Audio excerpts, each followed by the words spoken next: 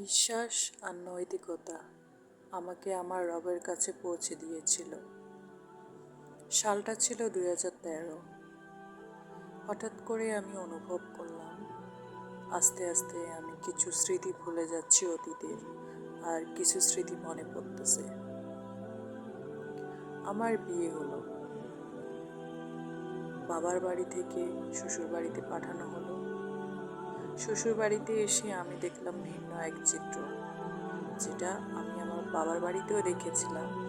শ্বশুর বাড়িতে এসেছিলাম একটা অবিরাম স্বপ্ন নিয়ে। ভেবেছিলাম অনেক পড়াশোনা করব, সুন্দর একটা সংসার হবে, হয়ে ওঠেনি। কিন্তু হেরে যায়নি, তবু পরিস্থিতির কাছে নিজেকে আত্মসমর্পণ করিনি, পড়াশোনা করে গেছি। আমার বিএসসি শেষ হলো। আমি বুঝতে পারলাম সবাই আমাকে একা করে দিয়ে চলে যেতে লাগলো। ধীরে ধীরে আমার স্মৃতি ভুলে যাওয়া প্রকট আকার ধারণ করলো। বুঝতে পারলাম আমি অতীতের কিছু স্মৃতি খুবই স্পষ্ট হয়ে আসতেছে, আর বর্তমানের কিছু স্মৃতি আমি ভুলে যাচ্ছি। অবশেষে আমি এক সাইকিয়াট্রিস্টের কাছে গেলাম। উনি আমাকে কিছু মেডিসিন দিল এবং আমাকে কিছু অ্যাডভাইস দিল যে তুমি 1 মাস ঘুমাবে, এরপর তোমার এক নতুন জীবন হবে। সেই জীবনটা তুমি যেভাবে করতে চাইবে ঠিক সেভাবেই করবে।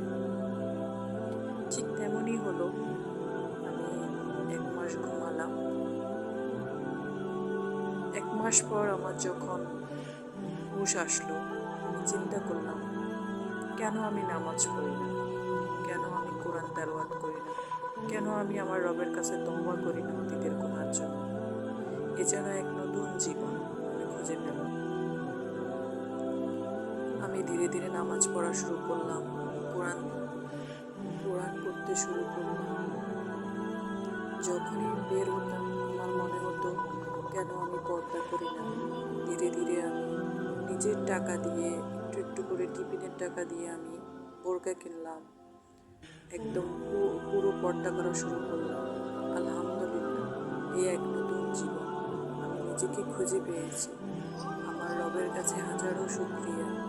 আমার রব আমাকে এমন একটি সুন্দর ইসলামিক জীবন দিয়েছে, যে জীবনে আমি খুঁজে পেয়েছি শান্তি, স্বাচ্ছন্দ্য।